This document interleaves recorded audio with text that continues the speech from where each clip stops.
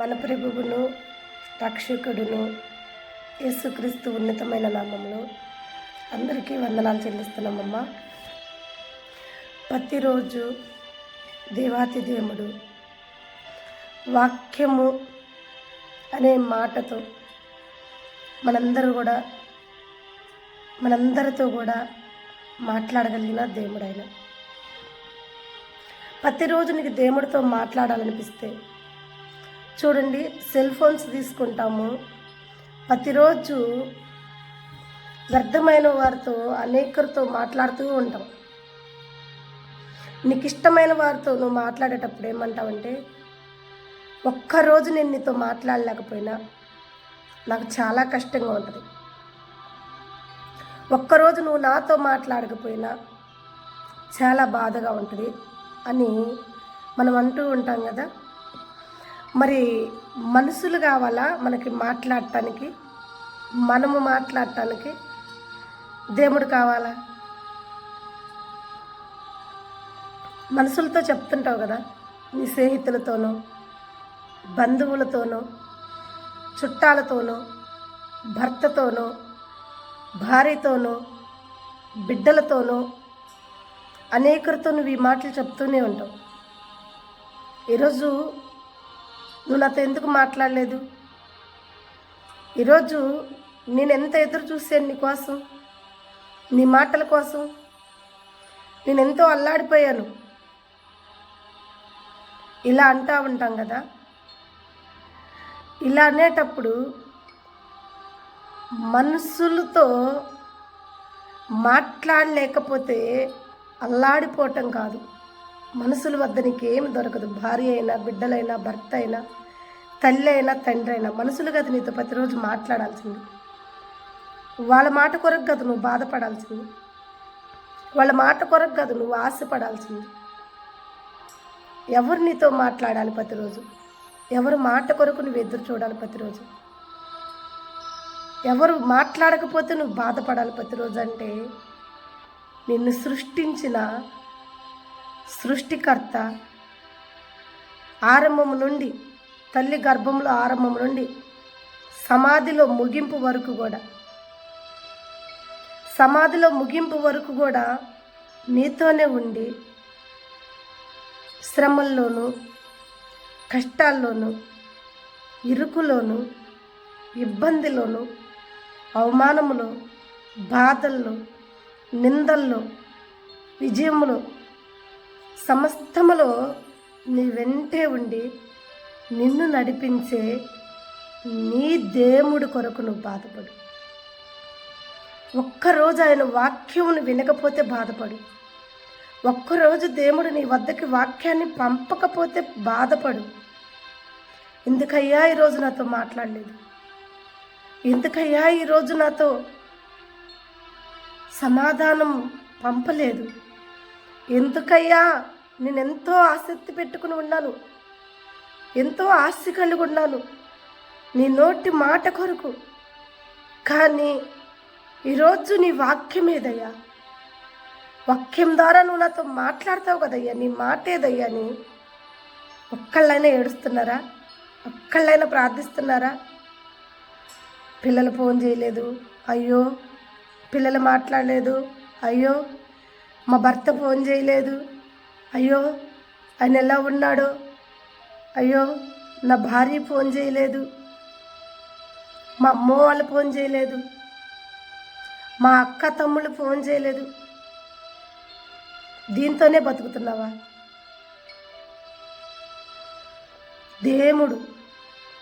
దేవుడు కొరకు బతుకు. ఆయన మాట్లాడే మాటల కొరకు నువ్వు ఉండాలి. ఎందుకంటే ఆ మాటలు నీకు చాలా విలువైనవి.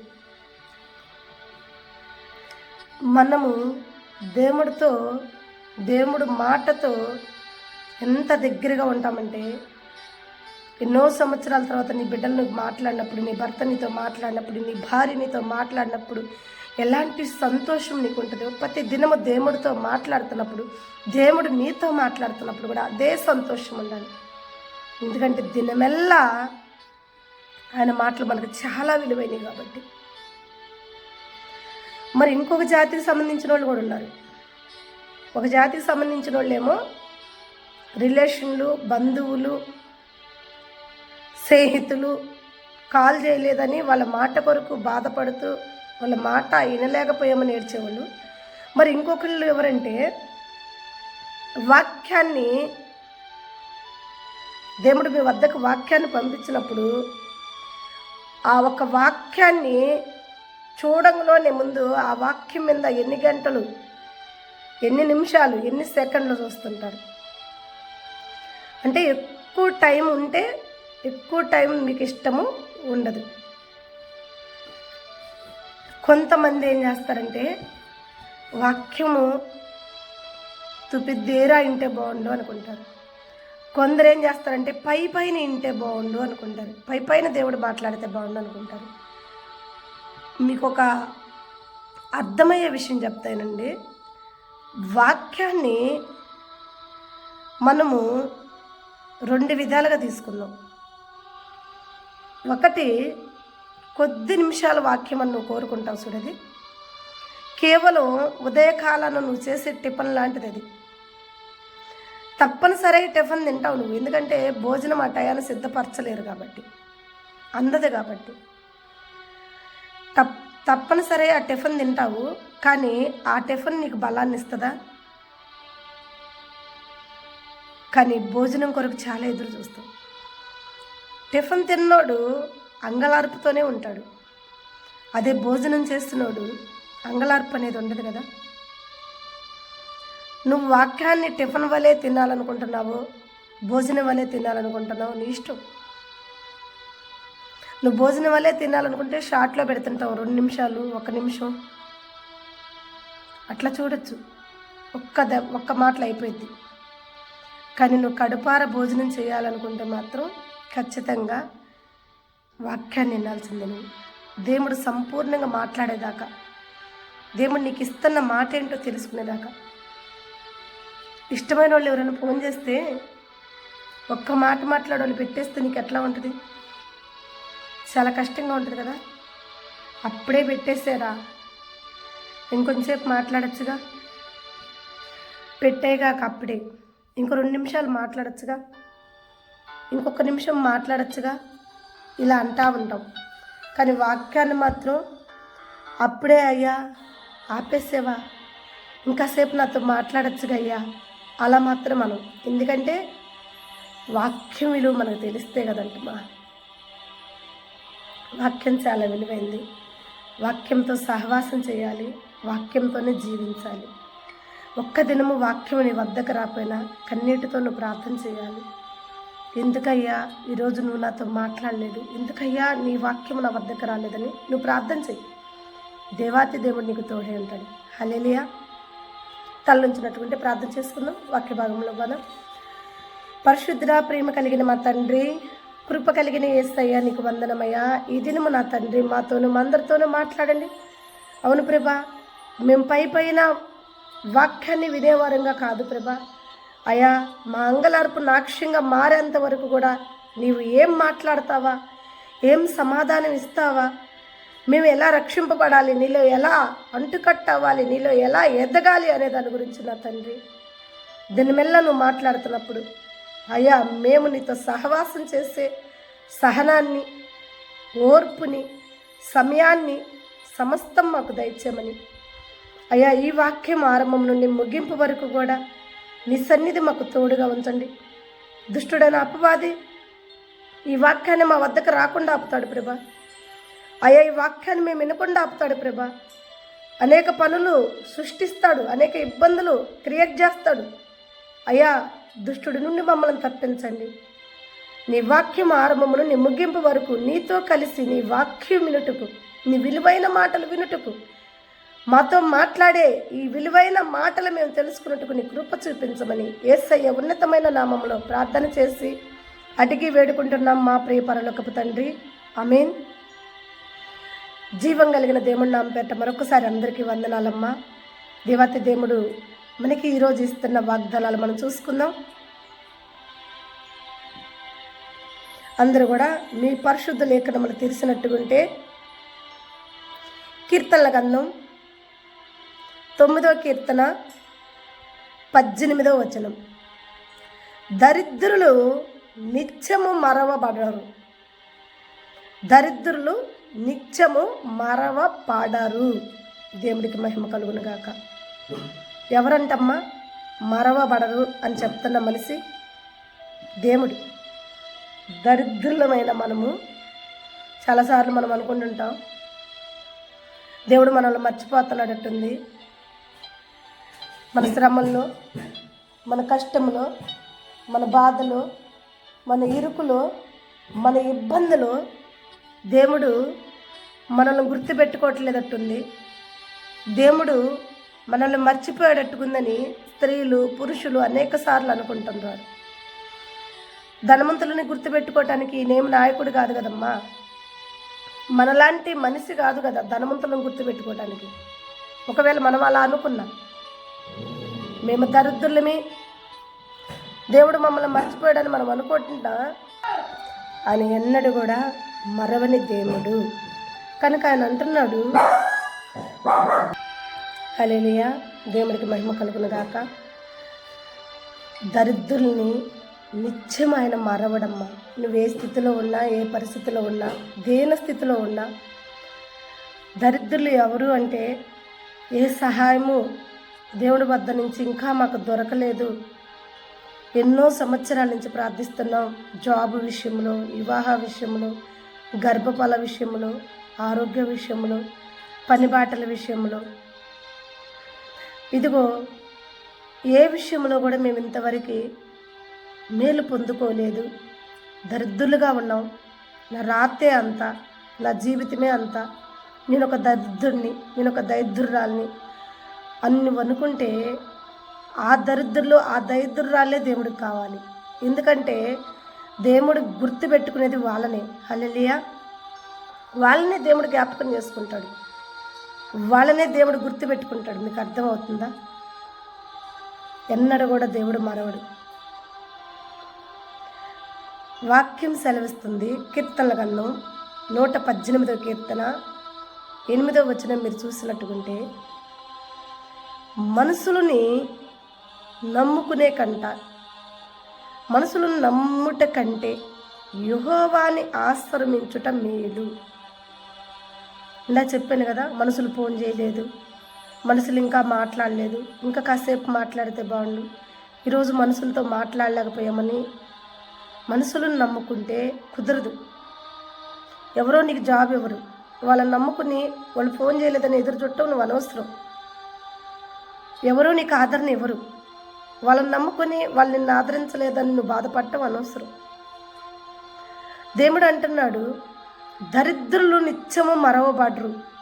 ఎలా మరవబడరు అంటే, నువ్వు మనసును నమ్ముకోక దేవుని నమ్ముకో, అప్పుడు మరవబడకుండా ఉంటావు. మనసును నమ్ముకున్నప్పుడు ఏ సహాయం దొరకదమ్మా.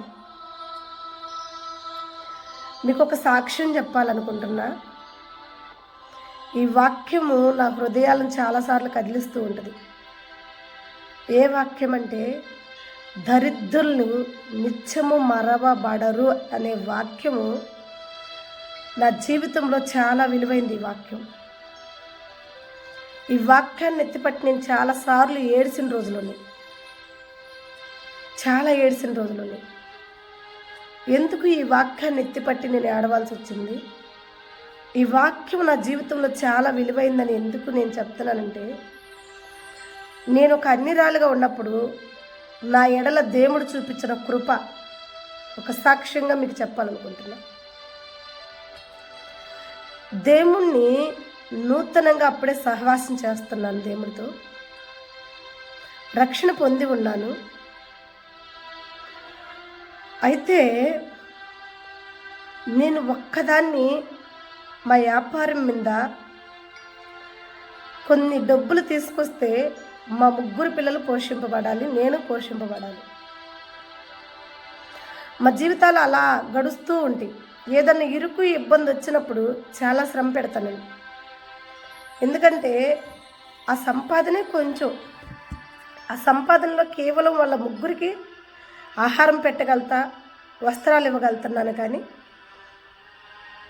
సడన్గా ఏదన్నా ప్రమాదం అయితే పెట్టుకోగలిగిన స్థామత అయితే మాత్రం లేదు. పని ఇక ఎవరన్నా ఉన్నారా పెట్టుకోగలిగిన వారు? వాళ్ళ మీద ఆధారపడదామా? నాకు ఆదరణ కూడా లేదు, ఏ ఆదరణ లేదు. తోబుట్టువుల మీద ఆధారపడను, ఎందుకంటే వాళ్ళ కుటుంబాలు పోషింపబడట అంతంత మాత్రం. నా తండ్రి నా చిన్న వయసులోనే మరణించాడు కాబట్టి తండ్రి మీద అసలు ఆదరణ పడే అవకాశం లేదు. పని తల్లి మీద ఆధారపడదామా? ఆమె జీవితంలో ఆమె బతుకటమే కష్టం. ఇంక ఇవన్నీ తీసేస్తే ఆ బిడ్డలకి జన్మనిచ్చిన వాళ్ళ తండ్రి మీద ఆధారపడదామా అంటే మేము రోడ్డు పాలు అవ్వటానికి కారణమే ఆ తండ్రి. మరి ఇంకా నేను ఎవరి మీద ఆధారపడాలి? వాక్యం ఏమని సెలవిస్తుంది? మనుషులను నమ్ముకున్నట కంటే యెహోవాను ఆశ్రయించుట మేలు.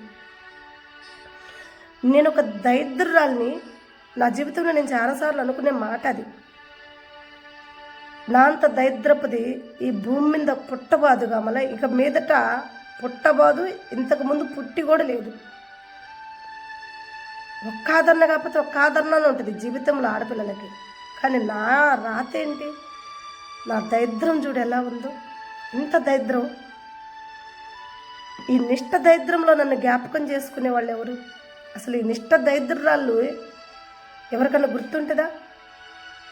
ఎవరైనా గుర్తు పెట్టుకుంటారా నన్ను? ఇలా ఒక క్వశ్చన్ మార్క్గా నా జీవితం ఉండేది. దేవుణ్ణి నమ్ముకున్నాను, రక్షణ పొందుకున్నాను, చిన్నగా వ్యాపారం చేసుకుంటున్నాను, కుటుంబాన్ని పోషించుకుంటూ ఉన్నాను. అయితే నాకున్న శ్రమలు చాలా ఇబ్బందికరమైన శ్రమలు. ఆ శ్రమల్లోనే రక్షింపబడ్డాను కాబట్టి మరి రక్షణ తీసుకున్న ప్రతి ఒక్క ఆత్మకు కూడా శారీరకమైన శ్రమలు ఉంటాయి. ఏ ఆత్మ అయితే రక్షింపబడిద్దో ఆ ఆత్మకి, ఆ ఆత్మ ఉన్న శరీరము శ్రమలు పడాలి. అయితే నా ఆత్మ కొరకు రక్షింపబడ్డాను, ఇక నా శరీర శ్రమలు మొదలైనవి. మామూలుగానే నా అంత నిష్ఠ దరిద్రులు ఎవరు ఉండరు అనుకుంటున్నా. దానికి తోడు ఆత్మరక్షణ అయింది, ఇంకా శరీర శ్రమలు మొదలైనవి. ఎలా మొదలైనవి అంటే, వ్యాపారం చేస్తున్నాం, చాలా బలహీనంగా జరుగుతుంది. అంతకుముందు రూపాయి వంతు అమ్మే వాళ్ళమైతే ₹10 వంతు కూడా వ్యాపారం లేదు. రూపాయి పెట్టి మేము సరుకు తెస్తే ₹10 అంతా కూడా అమ్మట్లేదు. కొన్ని కుళ్ళిపాటు, పుచ్చిపాటు. నా టైం బాగాలేదు, నేనే నిష్ఠ దరిద్రురాల్ని, నన్ను ఎవరు గుర్తుపెట్టుకుంటారు అనుకునేదాన్ని. ఇవన్నీ కూడా దుష్టుడు నన్ను శోధిస్తున్నాడు, సాతాను చాలా శోధిస్తున్నాడు. ఎందుకంటే నా ఆత్మ రక్షింపబడింది, ఇక నా శరీరాన్ని విడిచిపెట్టడుగా. నా శరీరానికి కావాల్సిన శ్రమలు పెడుతున్నాడు. అంతకు ముందేమన్నా లేకుండా ఉన్నాయి ఆ శ్రమలు. పెద్దవాళ్ళు అంటారు చూడండి, రాతికి సక్కిలిగిలేముంది, 24 గంటలు శిల్పి చెక్కుతూ ఉంటే ఇంక సక్కిలిగిలేముంటుంది. నా జీవితంలో కూడా సమస్యలు, శ్రమలు ఇలా అలవాటైపోయింది నాకు. వాటిలో ఇవొకటి తోడైంది. అయినా నాకు మునిగాను కదా, ఇంకా సలేముంది, రోజు మునుగుతూనే ఉన్నాను. నా జీవితంలో ఇంకా సలేముంది అన్న ఆలోచనలో నెట్టుకుంటూ వెళ్తున్నాను. దుష్టుడు నా మీద ఇంకా ఇంట్రెస్ట్ పెట్టాడు, ఇంకా నా మీద వాడొక ఆలోచన స్థిరపరుస్తున్నాడు. నేను ఎన్ని శ్రమలు పెట్టినా, ఎన్ని ఇబ్బందులు పెట్టినా, ఎంత కరువు పెట్టినా నేను ధైర్యం ఏంటి అసలు? ఆడగూతురు శ్రమలు పెడుతున్నాను, వ్యాపారం లేకుండా చేస్తున్నాను, రూపాయి లేకుండా చేస్తున్నాను, పొస్తులు ఉంటుంది, అయినా ధైర్యం ఏంటి?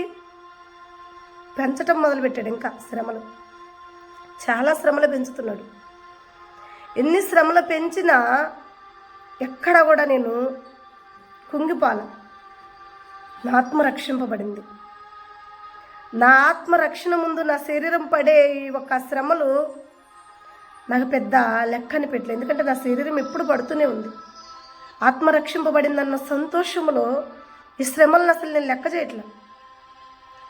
అయితే నాకొక మైనస్. నా మైనస్ ఏంటంటే నా పిల్లలు. నా బలము వాళ్ళే, నా బలహీనత కూడా నా ముగ్గురు పిల్లలే.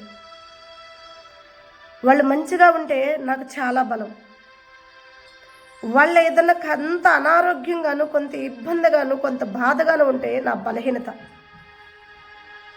వాళ్ళు ఆరోగ్యంగా ఉంటే ఎంత శ్రమనైనా ఎదుర్కోగలరా, ఎంత శ్రమనైనా చేయగల.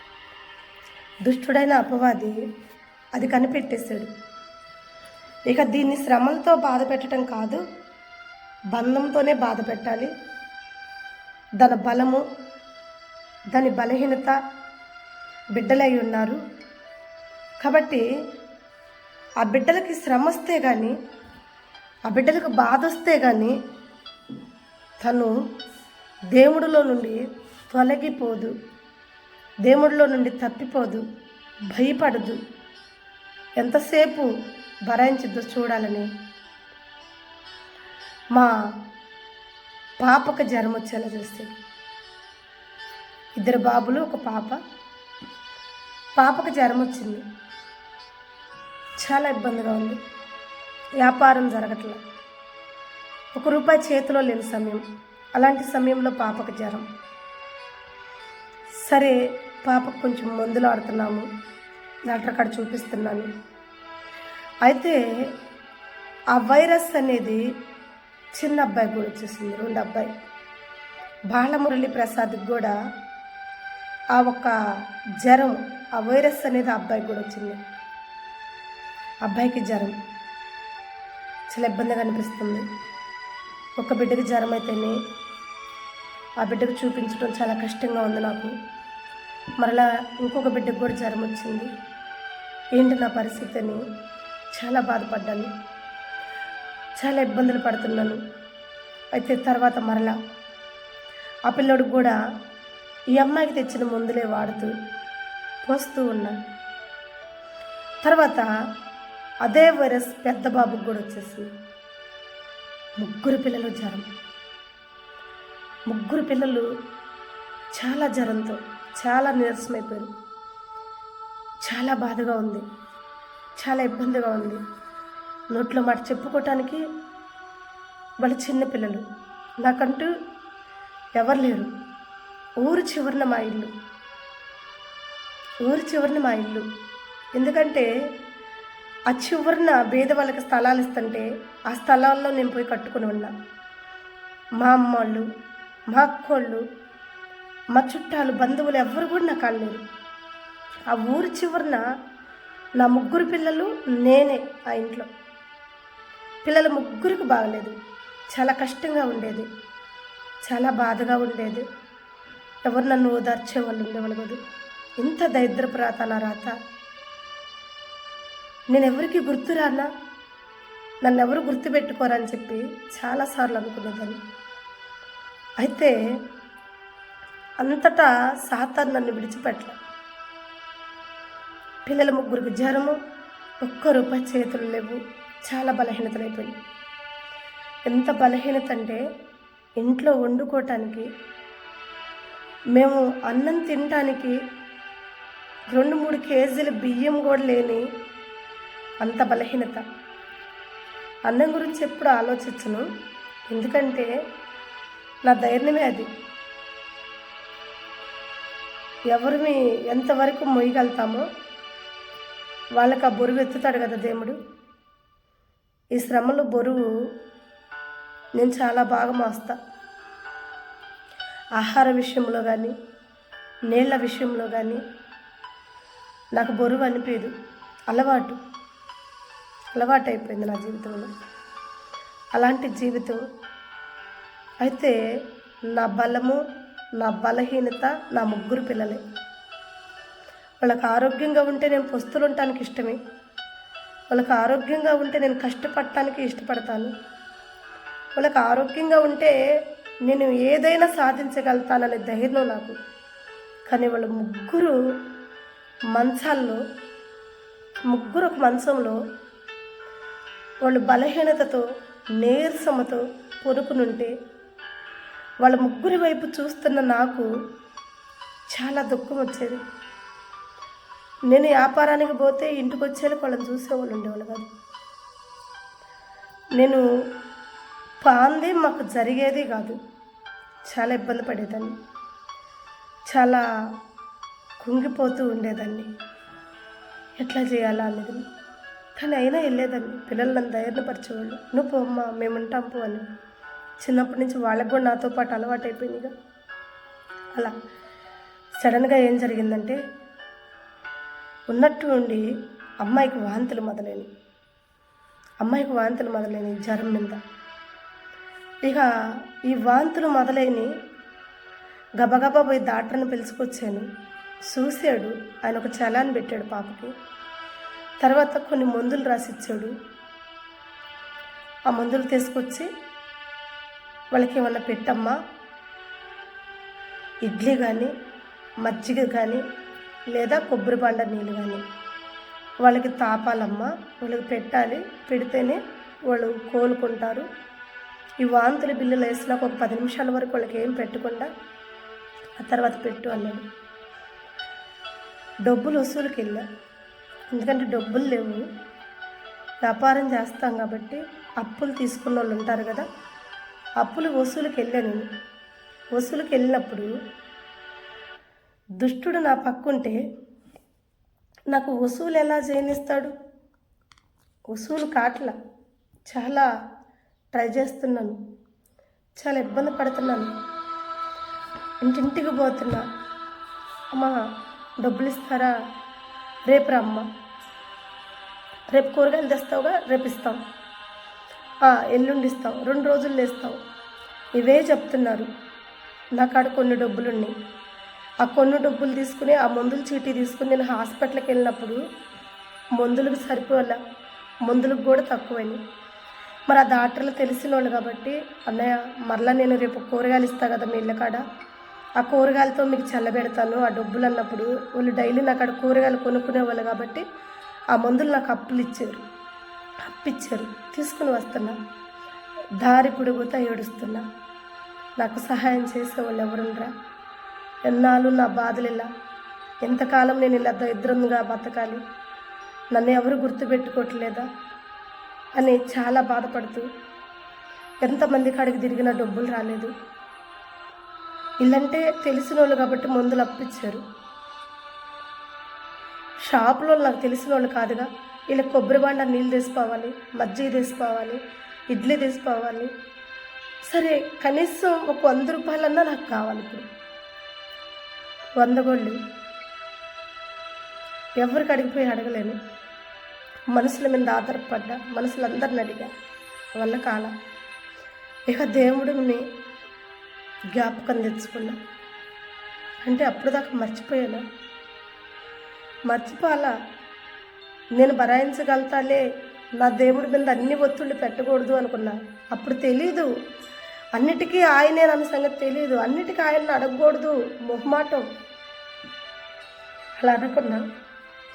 ఇక దారిని వస్తున్నా, ఆ మందులు చేతపట్టుకుని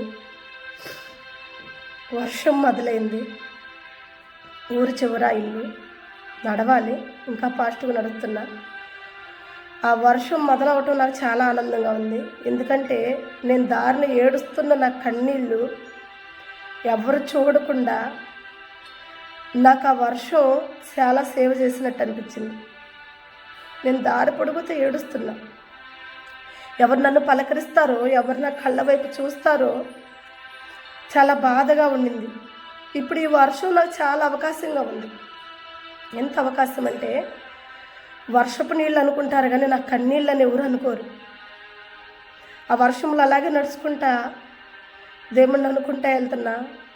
ఏందయ్యా ఈ తెగులు, ఏందయ్యా నా బిడ్డలకి బాధ, ఎన్ని శ్రమలు వచ్చినా, ఎన్ని బాధలు వచ్చినా నేను భరాయిస్తున్నాను కదయ్యా, అయినా సరే ఇంతగా నన్ను శోధించటం ఏందయ్యని కుమిలిపోతూ మాట్లాడుకుంటూ వస్తున్న ఇల్లు దగ్గరకు వస్తుంది. పిల్లలకు టిఫిన్ కావాలి, పిల్లలకు కొబ్బరి బండ నీళ్ళు కావాలి, పిల్లలకు పెరుగు కావాలి. ఇల్లు దగ్గరకు వస్తుంది. బాధ ఇంకా ఎక్కువ అవుతుంది. దేవుడి వద్ద ప్రార్థిస్తున్నా, సాయం చేయేసయ్యా, నాకు ఎక్కువ వద్దు, నా పిల్లల ఖర్చు మందం నాకు సాయం చేయి. నేను ఎక్కువ కూడా కోరను, కేవలం వాళ్ళకి పూట ఆహారం కొరకే నువ్వు సహాయం చేయి నాకని నా మనసులో ఇల్లు దగ్గరికి వచ్చేకుంది అనుకుంటూ బాధపడుతూ వస్తున్న సమయంలో బాగా గాలి, వర్షమే ఒకటి అనుకుంటే మరలా గాలి కొడుతుందని చెప్పి నేను ఇంకా వేగంగా నడుస్తున్న, పిల్లల ముగ్గురే అక్కడ ఇంట్లో ఉంటారని. బాగా గాలి కొడుతుంది. సడన్గా ఆ గాలి కొట్టుతూ ఉన్నాక ఒక్కసారిగా ఆగిపోయింది. అమ్మయ్య, గాలి ఆగిపోయింది అని చెప్పి నేను నడుచుకుంటూ వస్తుంటే ఎక్కడి నుంచి వచ్చిందో తెలీదు, 100 రూపాయల కాగితం వచ్చి నా కళ్ళ ముందు, నేనేసే అడుగుల ముందు పడింది. దేవుడికి మహిమ కలుగును గాక. కొత్త కాగితం, 100 రూపాయల కాగితం. వర్షానికి తడవాలి కదా. 100 రూపాయల కాగితం దారిలో పడిపోయి ఉంది. అంటే ఆ గాల్లో పంపించాడు ఆ దేవుడు. ఎవరిది? ఎవరన్నా పోగొట్టుకున్నారా? ఎవరు లేరు మనసులాడ. నేను చుట్టుపక్కల చూసా, ఎవరిది 100 రూపాయలని. ఎవ్వరు లేరు, ఎవరిది కూడా కాదు. దేవుడు గాలిని వాడుకుందా కాసేపు నా కోసమే, ఆ గాలిలో నుండి నాకు సహాయం చేయటం కోసమే. చూడండి ప్రియమైన బిడ్డలారా, దరిద్రులు నిత్యము మరవబడరు అనే వాగ్దానం నా జీవితంలోనే నెరవేర్చబడింది. నేను ఎంత దరిద్రురాలుగా ఉన్నా, ఎంత శ్రమల్లో ఉన్నా దేవుడు నన్ను మర్చిపోలే. గాలిని వాడుకుని నా ఇంటికి నేను దగ్గరగా ఉండగానే నా బిడ్డలకి నాకు ఎక్కువ వద్దు, నా బిడ్డలకి తినే మందం యేసయ్య అన్నప్పుడు 100 రూపాయల కాగితం అంతలా వర్షంలో దేవుడు నా వద్దకు పంపాడు. దేవుడికి మహిమ. ఇది నేను అబద్ధమైతే చెప్పట్లేదు, ఏదో మెప్పు కొరకైతే చెప్పట్లేదు. నిజంగా చెప్తున్నా, నేను అనుభవించిన జీవితం ఇది. నా కళ్ళ ముందు జరిగిన అద్భుత సాక్ష్యం ఇది. 100 రూపాయల కాగితం, అంతలా వర్షం, 100 రూపాయల కాగితం నా వద్దకు వచ్చింది. దీన్ని మించిన ఇంకా అద్భుతం నేను ఇంటికి వచ్చేది జరిగింది. హల్లెలూయా, దేవుడికి మహిమ కలుగును గాక. నేను పోయేటప్పుడు వాంతులతో ఉన్నారు నా బిడ్డలు ముగ్గురు. నా కూతురు వాంతులతో ఉంది, నా బిడ్డలు ఇద్దరు కూడా బలహీనతతో ఉన్నారు. నేను వచ్చేకి నా పిల్లల ముగ్గురు లేచి కూడా చక్కగా ఆడుకుంటున్నారు. దేవుడికి మహిమ కలుగును గాక. ఎందుకు ఈ పిల్లలు ఇలా ఆడుకుంటున్నారు? నా బిడ్డలు ఎలా లేచారు? ఇందాక మంచంలో కొనుక్కుని ఉన్నారు కదా అని నేను ఇంటిలోకి వచ్చి చూస్తే నా బిడ్డలు చాలా ఆరోగ్యంగా ఉన్నారు, చాలా బాగున్నారు. అంతేకాదు నా ఇంట్లో బియ్యం కూడా ఉండి, దేవుడికి మహిమ కలుగును గాక. ఎక్కడ ఈ బియ్యము, ఎలా వచ్చినాయి ఈ బియ్యం అని నేను అనుకున్నప్పుడు నాకు తెలిసిన ఒక ఆమె ఉంది. వాళ్ళు ఎప్పుడో ఒడ్లు కొనుక్కున్నారంట. అయితే మరలా కొత్త ఒడ్లు వచ్చేలకు వాళ్ళు కొత్త ఒడ్లు కొనుక్కున్నారని ఈ పాత ఒడ్లలో మిగిలిపోయిన ఒక బస్తా ఉంటే ఆ బస్తా బియ్యం మరేపిచ్చి నాకు కూరగాయల డబ్బులు ఆమె ఎప్పుడో ఇవ్వాలి, కానీ ఆమె కట్టలేకపోతుంది, వృద్ధురాలయ్యిందని చెప్పి నేను ఆమెను అడగలేదు. నాకు కూరగాయలకు ఆమె డబ్బులు కూడా పెద్ద లక్షలేమి ఇవ్వలేదు, 100 ఇవ్వలేదు. ఆమె మహా అంటే ఒక 200 300 ఇవ్వాలి నాకు, అంతే. ఆ కూరగాయల డబ్బులు కూడా ఆ వృద్ధాప్యతనంలో ఉంది, కట్టలేని స్థానంలో ఉందని చెప్పేసి నేను ఎప్పుడు కూడా ఆమెని డబ్బులు అడగలేదు. అయితే ఆమె ఆ ఒడ్డుల బస్తా ఏపిచ్చి వాళ్ళ కొడుకు చేత బండి మీద మా ఇంటికి పంపించింది. దేవుడికి మహిమ కలుగును కాక. ఆ ఒడ్డులు నా ఇంట్లోకి వచ్చిన బియ్యము వస్తా వాళ్ళ కొడుకు మా పిల్లల కోసము కొబ్బరి బాండ నీళ్ళు, అంతేకాదు వాళ్ళు తినే కాయలు, అరటికాయలు, యాప్లికాయలు కూడా పెద్ద కవర్కి తీసుకుని వచ్చి మా పిల్లలకి ఇచ్చి, మా అమ్మని మీ అమ్మ చాలా బాగా చూసిద్దంట, సుభాష్ నమ్మకు చెప్పమ్మా, ఇగో కాయలు, మా పిల్లలకు జ్వరం వచ్చిందని ఇందాక డబ్బులు వసూలుకి వచ్చిందంట మీ అమ్మ. అయితే అప్పుడు నేను లేను, మా అమ్మని అడగకుండా వచ్చిందంట మా అమ్మ అప్పుడున్న. అయితే నేను రాంగులోనే మా అమ్మ నాకు చెప్పింది, సుభాష్ని ఇందాక ఇక్కడికి వచ్చి వాళ్ళ పిల్లలకు జ్వరంగా ఉంది, బాగలేదని అందరిని డబ్బులు అడుగుతుందిరా, నువ్వు పోయి ఈ బియ్యం సుభాషణమ్మకి వేసి ఇగో ఈ కాయలు నాకు తెచ్చిన ఈ కొబ్బరి బాండాలు తీసుకుపోయి జ్వరం తగులుతున్న వాళ్ళ పిల్లలకి ఇచ్చిరారని పంపించిందంట. వర్షానికి ముందే అతను వచ్చి పిల్లలకు ఆ కాయలు ఇచ్చి ఆ కొబ్బరి బాండాలు ఇచ్చి ఆ బియ్యం కట్ట మా ఇంట్లో వేసి వెళ్ళాడు. దేవుడికి మహిమ కలుగును గాక. నాకు దేవుడు ఎంత సహాయం చేశాడంటే ఆ రోజు నేను తలుసుకుంటే ఈ రోజు వరకు కూడా నేను మర్చిపోలేని రోజు. ఆ 100 రూపాయలు పెట్టి నేను ఇంటికి రాంగలోనే నా పిల్లలకి ఇడ్లీ తీసుకొచ్చుకుని పెట్టుకున్నాను. చాలా ఆరోగ్యంగా ఉన్నారు. అది మొదలుకొని మా పిల్లలకి ఏ అనారోగ్యం కూడా దేవుడు ఇంకా నా బిడ్డల మీదకి రానిలేదు. కీర్తనల గ్రంథం 91వ అధ్యాయం 10వ వచనం మనం చూసినట్టుకుంటే ఏ అపాయమును నీకు రానియను, ఏ తెగులు నీ గుడారం మీద సమీపించదు అన్న వాగ్దానం దేవుడు నా ఎడల నెరవేర్చాడు. ఎంత ఇబ్బంది అవుతుందో నా బిడ్డలకి, ఎంత భయం అవుతుందో అనుకున్నాను. కానీ ఏ ఇబ్బంది లేదు, ఏ భయం లేదు. నా బిడ్డలు చాలా ఆరోగ్యంగా ఉన్నారు. అది మొదలుకొని నేను సేవకురాలు అయ్యేంత వరకు సేవ చేస్తానని ఇప్పుడు కూడా ఈ రోజు కూడా అలాంటి ఇబ్బంది, అలాంటి పరిస్థితి నా ఇంట ఏ రోజు రానిలా. దేవుడికి మహిమ కలుగును గాక. అలా ఉన్నవారికే, అలా ఇబ్బందుల్లో ఉన్నవారు నా కంట పడ్డప్పుడు ఆనాడు నేను పడ్డ ఇబ్బందులు, ఆనాడు నేను అనుభవించిన బాధలు నేను జ్ఞాపకం చేసుకుని వారికి నేనే సహాయం చేసేలా ఉంచాడే కానీ దేవుడు ఎప్పుడు కూడా నన్ను అంత ఇబ్బంది పెట్టిన రోజులంటూ లేవు ప్రియమైన బిడ్డలారా. కాబట్టి ఈ వాగ్దానం అంటే నాకు ఎంత ప్రాణం అంటే అంత ప్రాణం. ఎందుకంటే దరిద్రులు నిత్యం ఆయన వద్ద మరవబడరు. మరిచే దేవుడే కాదు, ఒకరిని తల్లి ఒకరిని మరిచిన నేను వాడిని మరవను. నేను ఆపదలో ఉన్నప్పుడు, నేను బాధలో ఉన్నప్పుడు చాలా బలగం ఉంది. అత్తగారి తరపున, పుట్టింటి తరపున ఏ బలగము కూడా నన్ను జ్ఞాపకం చేసుకోవాలా. అంత దూరాన్ని బిడ్డలను పెట్టుకుని ఉంటుంది, ఎలా పోషింపబడుతుంది అని ఎవరు కూడా నన్ను జ్ఞాపకం చేసుకోవాలా. అందరు నన్ను మర్చిపోయారు. కానీ నేను ఇంత దరిద్రురాలని నన్ను కూడా నేను మర్చిపోవటం మరిగే. కానీ దేవుడు మర్చిపోవాలా, నిత్యమైన నన్ను జ్ఞాపకం చేసుకుంటూనే ఉన్నాడు. కనుకనే లోకంలో శ్రమల్లో ఉన్న నా జీవితాన్ని దేవుడు తన రాజ్యములో స్థిరపరిచాడు, బలపరిచాడు. నా జీవితాన్ని నేను ఊహించలేని రీతిగా మలిపాడు. దేవుడికి మహిమ కలుగును గాక. ప్రేమని బిడ్డలారా, ఎవరు మర్చినా దేవుడు మరవడు. ఒకడు తల్లి ఒకరిని మరిచిన నేను నిన్ను మరవను. ఈ వాగ్దానం నిజంగా నా జీవితంలో నెరవేర్చబడింది. ప్రియమని బిడ్డలారా, ఎంత గొప్పవాడో దేవుడు తెలుసుకోగలిగా. ఎంత శ్రమలు వచ్చినా, ఎంత బాధలు వచ్చినా, ఎంత ఇరుకులు వచ్చినా ఏనాడు కూడా ఆయన చెయ్యి విడిచిపెట్టడానికి నేను ఇష్టపడను. ఎందుకంటే దరిద్రుల్ని ఆయన ఎన్నడూ మరవడు. దరిద్రురాలైన నా జీవితాన్ని మార్చిన దేవుడు. హల్లెలూయా. దేవుడు వాక్యాన్ని నమ్ముతున్నావు కదా, దేవుడు వాక్యం నీ వద్దకు వస్తుంది, సాక్ష్యాలు నీ వద్దకు వస్తున్నాయి. దేవుడు ఇన్ని నీ వద్దకు తీసుకొస్తున్నాడంటే నిన్ను బలపరుస్తున్నాడు. నిన్ను మరవనని దేవుడు నీతో చెప్తున్న మాటలని మర్చే దేవుడు కానే కాడు, గొప్పవాడు. నీవు కూడా దేవాతి దేవుణ్ణి ఎన్ని శ్రమలు వచ్చినా విడిచిపెట్టకు, రక్షింపబడు. నీ ఆత్మకు రక్షణ కావాలి. నీ శరీరం పడే శోధనలకు నువ్వు భయపడగాక. శరీర శోధనలో దేవుడు నిన్ను కాపాడుతాడు. నువ్వెంత దరిద్రంలో ఉన్న దేవుడు నిన్ను ఆదుకున్నట్టుకు సిద్ధంగా ఉన్నాడు. హల్లెలూయా. దేవుడికి మహిమ కలుగును గాక. మరి ఒక పాట పాడుకుంటూ దేవుణ్ణి ఆరాధించుకుందాం. అందరి తల నుంచినటువంటి ప్రార్థన చేసుకుందాం. అందరి తల నుంచినటువంటి ప్రార్థన చేసుకుందాం. ప్రేమ కలిగిన మా తండ్రి, కృప కలిగిన యేసయ్య, ఈ వాక్యాన్ని బట్టి నీ స్తోత్రం, ఈ సాక్ష్యాన్ని బట్టి నీ స్తోత్రం అయ్యా. నిన్ను ఆరాధిస్తుండగా తోడు. చెమ్మగిల్లు కళ్ళల్లోన కన్నీళ్ళెంత కాలం, కష్టాల బాటలోని సాగదు ప్రయాణం. అవును ప్రభా,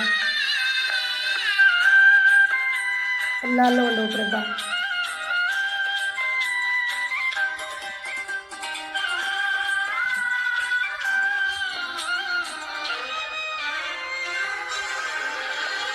చెమ్మగిల్లు కళ్ళల్లో నా కన్నీళ్ళెంత కాలం, కష్టాల బాటలోని సాగదు ప్రయాణం, చెమ్మగిల్లు కళ్ళల్లోన కన్నీలంతగా.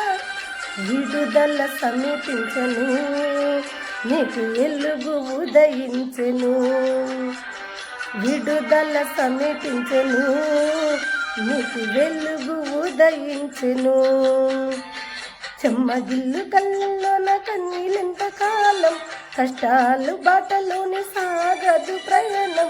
విడుదల సమీపించెను, నీకు వెలుగు ఉదయించెను. విడుదల సమీపించెను, నీకు వెలుగు ఉదయించెను. అవును ప్రభా, అయ్యా చెమ్మగిల్లే కన్నీళ్ళల్లో నేను నమ్ముకుంటే ఆ కన్నీళ్ళు ఉండవు ప్రభా, ఆ కష్టాలు ఉండవు ప్రభా. అయ్యా విడుదల ఇవ్వగలిగిన దేవుడు అయ్యా, గొప్పవాడు అయ్యా. స్తోత్రం ప్రభా.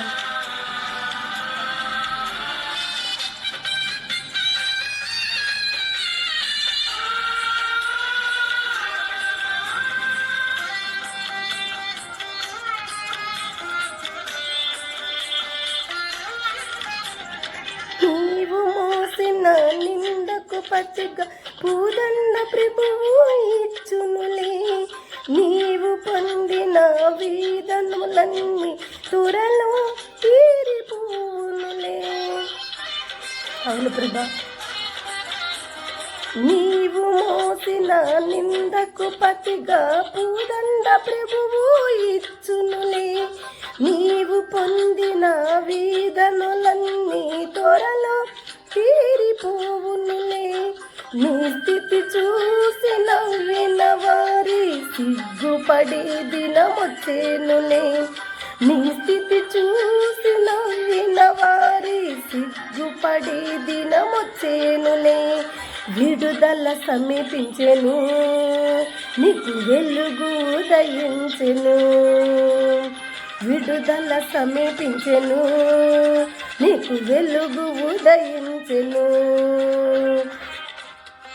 అవును ప్రభా, ఎవరైతే అయ్యా మా స్థితి చూసి అయ్యా నవ్వారు, ఏ దుష్టుడైతే అయ్యా మా స్థితిని చూసి నవ్వాడు, ఆ దుష్టుడికి సిగ్గుపడేలా మమ్మల్ని లేవనెత్తగలిగిన దేవుడు అయ్యా. అయ్యా మా జీవితాలు మార్చగలిగిన దేవుడు అయ్యా. ఎంత గొప్ప దేవుడు నా తండ్రి, మేము సేవించే దేవుడు, మాకు అసాధ్యమని మార్చగలిగిన దేవుడు అయ్యా.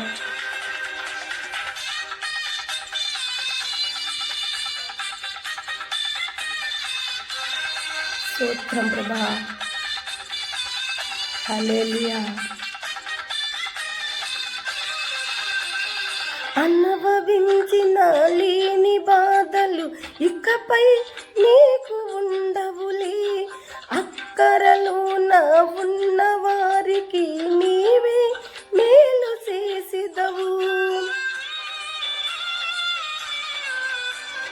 అనుభవించిన లేమి బాధలు ఇకపై నీకు ఉండవులే. అక్కరలోన ఉన్న వారికి నీవే మేలు చేసేదవు. మొదట నీ స్థితి కొంచెమే ఉన్న తుదుకు వృద్ధి పొందునులే. మొదట నీ స్థితి కొంచెమే ఉన్న తుదుకు వృద్ధి పొందునులే. విడుదల సమీపించెను, నీకు వెలుగు ఉదయించెను. విడుదల సమీపించెను, నీకు వెలుగు ఉదయించెను. గిల్లు కళ్ళల్లోన కన్నీలెంత కాలం, కష్టాల బాటలోనే సాగదు ప్రయాణం. చెమ్మగిల్లు కళ్ళల్లోన కన్నీలెంత కాలం, ఉదయాల బాటలోనే సాగదు ప్రయాణం. విడుదల సమీపించెను, నీకు వెలుగు ఉదయించెను. విడుదల సమీపించెను, నీకు వెలుగు ఉదయించెను. విడుదల సమీపించెను, నీకు వెలుగు ఉదయించెను. విడుదల సమీపించెను, నీకు వెలుగు ఉదయించెను. హల్లెలూయా. దేవాతి దేవుడికి మహిమ ఘనత ప్రభావాలు కలిగిన గాక. మరి దేవాతి దేవుడు ఈ సాక్ష్యాన్ని, ఈ వాక్యాన్ని దీవించునుగాక. మరి అనేక మన అక్కర్లు కూడా దేవుడు తీరుస్తాడు. మన దరిద్రాన్ని దేవుడు తరిమి కొట్టివేస్తాడు.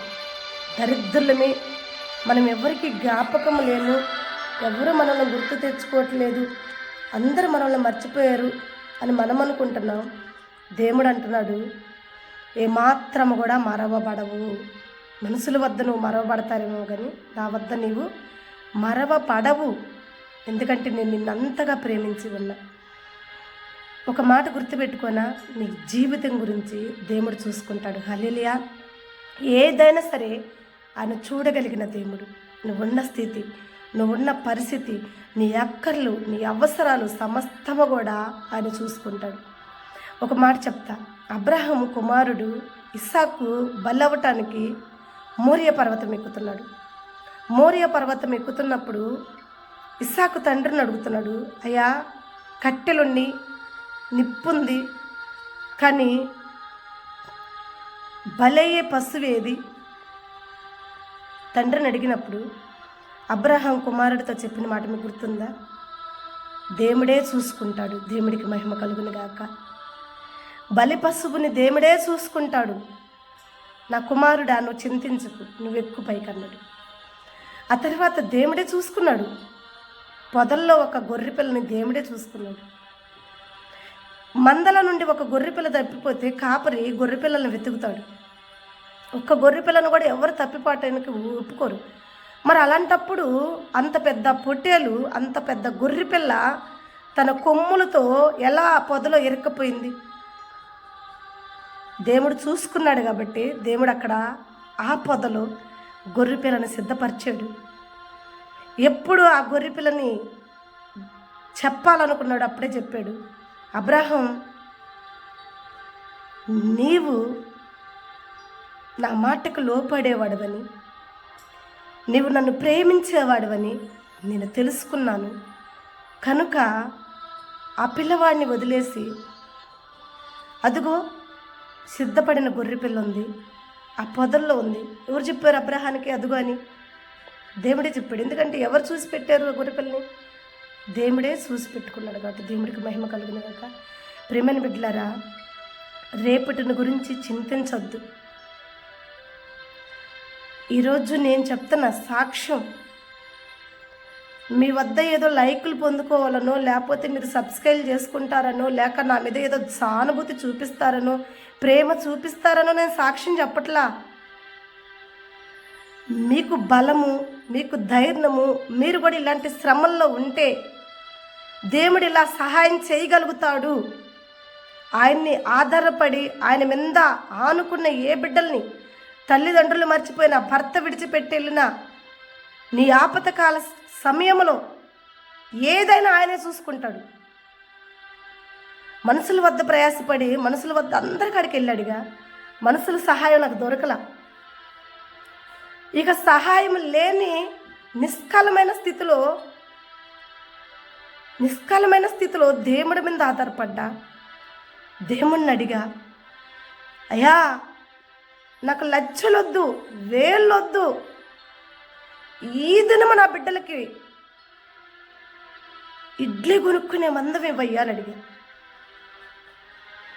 నేను వాళ్ళకి ఏం కొనిపెట్టలేదు ప్రేమని బిడ్డలారా. నేను ఇంటికి పోయేలకే నా దబరంలోకి బియ్యము, బలహీనమైన నా బిడ్డలను పైకి లేపి వాళ్ళకి ఆహారం సిద్ధపరిచాడు. దేవుడికి మహిమ కలుగును కాక. ఆ రోజు నిర్ణయించుకున్నా, నేను మనుషులను నమ్ముకున్నట్టు కన్నా యెహోవాని ఆశ్రయించుట మేలు నా జీవితానికి. ఇప్పటి వరకు నేను ఒక దరిద్రం అనుకున్నా, ఇక్కడి నుంచి నేను మేలుగా మార్చబడతా. దేవుడికి మహిమ కలుగును కాక. మారిపోయింది నా జీవితం. విశ్వాసతో మొదలైంది, దరిద్రంతో మొదలైంది నా జీవితం. అనేక మందికి బోధించే సేవకురాలుగా, హల్లెలూయా, డిగ్రీలు తీసుకున్న వాళ్ళు, ఎంబీబీఎస్ చదివిన వాళ్ళు, నిత్యం దేవుని పరిశుద్ధ గంధం చేతపట్టుకుని ముమ్మారు దేవుడు సన్నిధులు అడిగిన వాళ్ళకి లేదు ఈ ధన్యత. ఎందుకు పనికిరాని వేస్ట్ దాన్ని, దరిద్రపు దాన్ని అనుకున్న నాన్ను దేవుడు దరిద్రాన్నంతా కూడా కొట్టివేసి నా అంతటి మేలుకరమైన జీవితం ఎవ్వరికి లేదు అనే రీతిలో దేవుడు నన్ను నిలబెట్టాడు. దేవుడికి మహిమ కలుగును గాక. దాని కొరకు నీకు ముందుకి సాక్ష్య రూపంగా వచ్చాను. లేకపోతే ఈ సాక్ష్యం నువ్వు నాకేదో సాయం చేస్తావు కదా. నేను ఇప్పుడు కూడా కష్టాల్లోనే ఉన్నా. ఆల్మోస్ట్ నా అంత కష్టాలు ఎవరికి ఉండవేమో, ఉన్నారేమో ఇంకా నాకన్నా, కానీ నా దృష్టికి నేను అనుకునే మాట ఇలాంటి బాధలు. ఇప్పుడు అప్పుల్లోనే ఉన్నా. ఎక్కడా కూడా నేను బలహీనత లేదు. ఎందుకంటే నేను ఇప్పుడు ఒంటరిని కాదు, నేను ఇప్పుడు దరిద్రురాల్ని కాదు. మేలుకరమైన జీవితంతో దేవుడు నన్ను నింపి ఉన్నాడు. హల్లెలూయా. ఇప్పుడు నాకు ఒంటరితనం లేదు. ఎందుకంటే నా పక్షాన నా దేవుడు నాకు తోడుగా ఉన్నాడు. నా జీవితంలో నాకు కొలుతైనది ఏదైనా, నాకు కరువైనది ఏదైనా, అది తల్లి ప్రేమ అవ్వచ్చు, తండ్రి ప్రేమ అవ్వచ్చు, భర్త ప్రేమ అవ్వచ్చు, ఏ ప్రేమైనా కానీ నా తండ్రి వద్ద సమృద్ధిగా నేను పొందుకుంటున్నా. దేవుడికి మహిమ కలుగును గాక. ఏ కొలత నా జీవితంలో లేదు. దేవుడికే మహిమ. కనుక ప్రియమైన బిడ్డ, శ్రమల్లో ఉన్నావా, కష్టంలో ఉన్నావా? నాశముంటి దరిద్రపతి ఎవరు లేరు. పుట్టిన కాడి నుంచి శ్రమలతో, పుట్టిన కాడి నుంచి అవమానాలతో, నేను తల్లి గర్భంలో భూమి మీదకి వచ్చి నాకు వచ్చిన కాడి నుంచే ఎదురెదుటమే నా జీవితం అనుకుంటున్నావా? నీ కొరకు ఒకడున్నాడు. ఆయన నజరేయుడు అనబడిన యేసు. హల్లెలూయా. ఆయన నీ జీవితంలో ఉంటే మారాన్ని మధురంగా మార్చినట్టు దేవుడు నీ జీవితాన్ని కడతాడు. ఇదే దానికి సాక్ష్యమైన నా జీవితం. హల్లెలూయా. దేవుడికి మహిమ కలుగును గాక. తలొంచినటువంటి ప్రార్థన చేసుకుందాం. నువ్వు నమ్మితే ఈ సాక్ష్యాన్ని, నువ్వు నమ్మితే ఈ వాక్యాన్ని, నీ జీవితంలో కూడా నిన్ను కూడా ఒక దినమును నన్ను నిలబెట్టినట్టు దేవుడు సాక్ష్యంగా, నిన్ను కూడా దేవుడు ఒక దినమున ఆయన సన్నిధిలో, ఆయన పరిశుద్ధుల ఎదుట, అనేక ప్రజల ఎదుట, నిన్ను బాధించిన వారి ఎదుట, నిన్ను సిగ్గుపరిచిన వారి ఎదుట దేవుడు నిన్ను ఒక సాక్షిగా నిలబెట్టి, నిన్ను సిగ్గుపరిచిన వారే సిగ్గుపడేలా దేవుడు చేస్తాడు. దేవుడికి మహిమ కలుగును గాక. ప్రేమ కనికరమ కలిగిన మా దేవ, మా స్తుతులకు పాత్రుడైన తండ్రి, సూత్రాలు కూడా నీకు వందనమయ్యా. ఇదనము మాతోను మా అందరితోనూ మాట్లాడిన దేవుడివయ్యా. గొప్ప సాక్ష్యముతోనూ గొప్ప వాక్యముతోనూ మాకు ఆదరణ కలిగించిన దేవుడివయ్యా. అయ్యా, ఇదిగో నా తండ్రి నాయన, ఇట్టి మేలులు మేము కూడా పొందుకోవాలి. ఇట్లాగే మా బతుకు దినములన్నీ నీ సన్నిధిలో సాక్షులుగా ఉండాలి.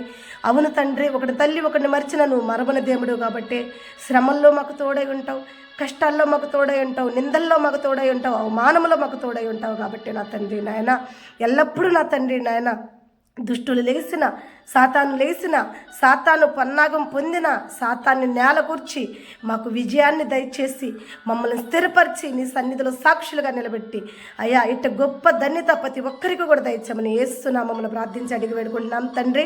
ఆమేన్. దేవుని నామం పేరట అందరికీ వందనాలమ్మా. మరొకసారి నేను చెప్తున్నా, ఏ స్థితిలో మీరున్నా, ఏ పరిస్థితిలో మీరున్నా, మీ చుట్టూ శత్రువులు కమ్మి ఉన్నా, నేను దరిద్రపదాన్ని, నా జీవితం ఇది, నాకు ఓటమే, ఇంకా నాకు విజయం లేదని నువ్వు అనుకుంటుంటే శత్రువులను కూడా కూలగొట్టగలిగిన దేవుడు, ఆ శత్రువులు ఎదుటే నువ్వు తిరిగేలా చేయగలిగిన దేవుడు, ఏ శత్రువులు నిన్ను ఇబ్బంది పెట్టారో, ఏ శత్రువులు నిన్ను బాధ పెట్టారో, నీ స్థితి చూసి ఎవరైతే ఎక్కిరించారో అట్టివారు సిగ్గుపడేలా, అట్టివారు నీ వద్దకే వచ్చి నీకు సాగిలి పడేలా దేవుడు చేస్తాడు.